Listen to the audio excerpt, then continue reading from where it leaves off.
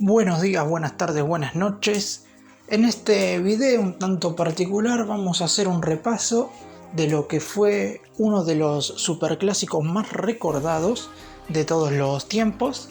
Hace 35 años, el 6 de abril de 1986, River derrotaba 2-0 a Boca en la Bombonera con 2 goles del Beto Alonso. Sin lugar a dudas, uno de los mejores, por no decir el mejor jugador de River de todos los tiempos, por la fecha 36 del campeonato de Primera División.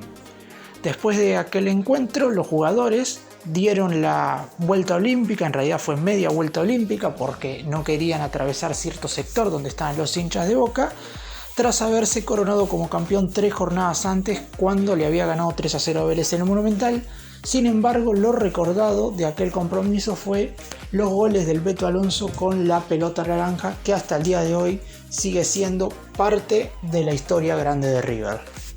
¡Empecemos! Ese equipo que le ganó a Boca en su mayoría iba a ser la base que en un par de meses más tarde terminaría ganando por primera vez en la historia la Copa Libertadores con River, donde también enfrentarían a Boca en la fase de grupos, empatando el encuentro en la Bombonera y ganando el compromiso en el Monumental, y luego las finales ante el América de Cali, y además más tarde también esa sería la base del equipo, campeón del mundo con River ante el Steaua Bucarest en Japón.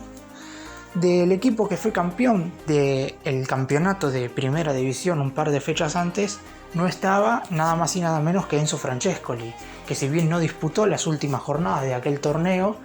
porque había sido transferido al Racing de París de Francia, terminó siendo el goleador del Millonario en aquel campeonato con 25 tantos. Aún así, la falta de Enzo, futbolista muy importante, en ese partido no se notó debido a que el Beto Alonso era la otra enorme figura del plantel,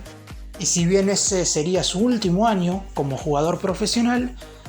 esa tarde ante Boca dejó claro que fue uno de los más grandes de la historia de River y también dejó un sello en uno de los superclásicos más recordados de la historia. Repasemos cómo formó River aquella tarde. El equipo dirigido por el Bambino Veira, técnico que ganó la primera Copa Libertadores con River y hasta este momento único técnico campeón del mundo con la banda, formó con una especie de 4-3-1-2 que se movía al 4-3-3 en algunas oportunidades.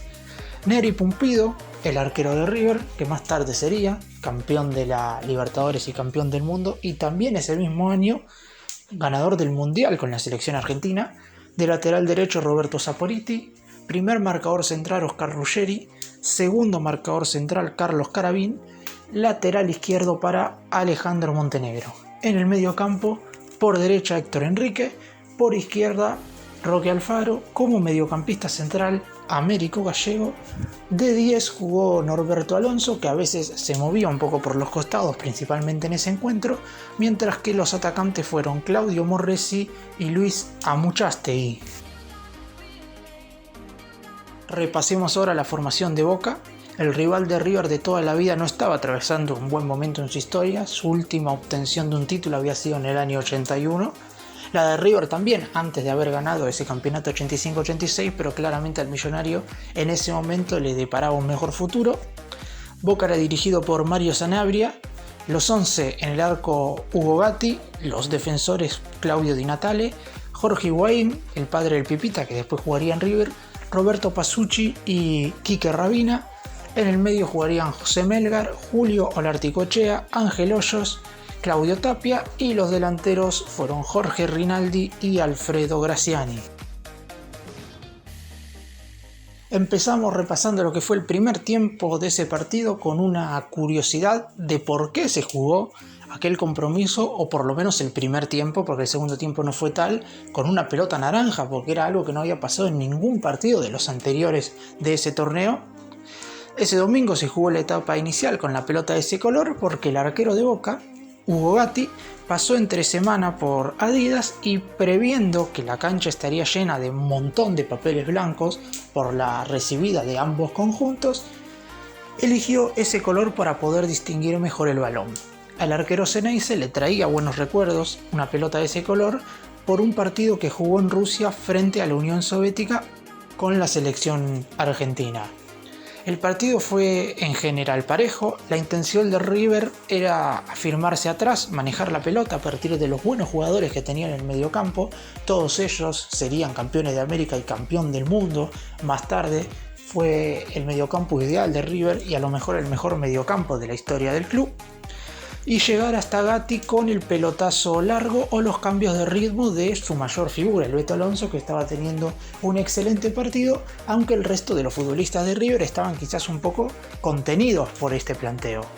Le alcanzó quizás con Pumpido el agrupamiento, el esfuerzo de esos volantes y las genialidades del Beto en 4 o 5 jugadas fundamentales para llevarse el triunfo en ese compromiso.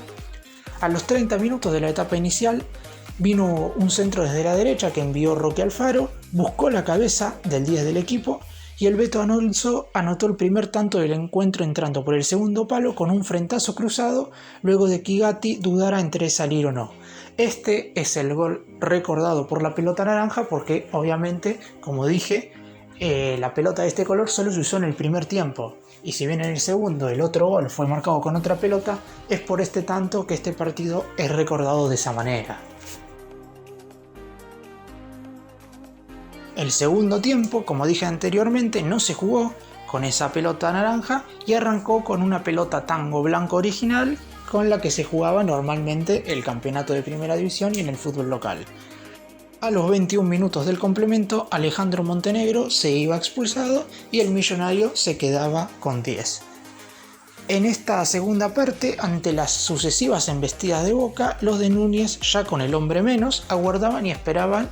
aprovechar un buen contraataque como para finalmente terminar el compromiso. Si bien River quería ganar, recordemos que el Millonario ya era campeón, por lo que no necesitaba imperiosamente el triunfo, pero claramente ganar en la Bombonera siempre es bueno y además por cómo se terminó dando y vas a terminar quedando en la historia.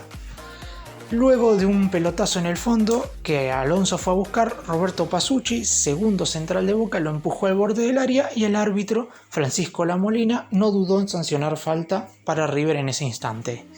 A 7 minutos del final, a los 38 del segundo tiempo, el máximo ídolo en ese momento de River se hizo cargo del tiro libre. Su disparo iba dirigido hacia el primer palo, pero un desvío en la barrera provocó que Gatti no pudiera reaccionar y de esa manera River estiraba el marcador e iba a poner cifras definitivas en el resultado con 2 goles del Beto Alonso, el primero con la pelota naranja y el segundo con la pelota original con la que se juega el torneo. El Millonario terminaba ganándole a Boca 2-0 en la Bombonera y después de que el partido haya terminado, los jugadores de River, que ya sabían que eran campeones muchísimo tiempo antes, dieron media vuelta olímpica en el estadio de Boca,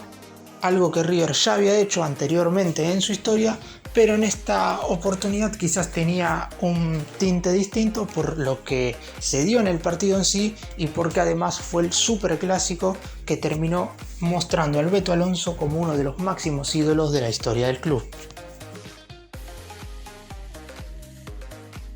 Si bien River ha ganado muchas veces en la Bombonera, de hecho con Marcelo Gallardo, por ejemplo, que es el entrenador actual, lo ha hecho en 2 oportunidades y en ambas ocasiones lo hizo muy bien, siendo muy superior a su rival, tan recordado es aquel triunfo ante Boca en 1986, el 6 de abril de 1986 para ser más exactos. 30 años después, en el 2016, se sacó una camiseta naranja en honor a ese partido y a ese triunfo de River sobre Boca en la Bombonera. Además de que en muchísimas oportunidades el Beto Alonso posó con la pelota naranja de aquel recordado partido y prácticamente todos los años, si bien obviamente en estos últimos 2 no se ha podido hacer por la pandemia, previo al partido que River disputa en esa fecha o más o menos cercana a esa fecha, se realiza un homenaje a aquel triunfo con el Beto Alonso como principal protagonista, ya que obviamente fue la gran figura de aquel compromiso, no solamente por los 2 goles, sino fue el mejor jugador por mucho de River en aquel encuentro y además hoy sigue prevaleciendo como uno de los máximos ídolos de la historia del club. El día del estreno de la camiseta naranja, quizás para River no fue el mejor resultado porque terminó empatando 2-2 de local contra Sarmiento de Junín, pero aún así el recuerdo de aquella gran victoria contra Boca sigue latente y seguramente en posteriores años, cuando se cumplan 40 o 50 años de aquel triunfo, se vuelvan a realizar estos homenajes y, por qué no, más camisetas que hagan honor a esa histórica victoria.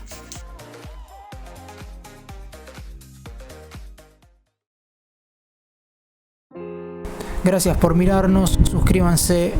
nos vemos en el próximo vídeo.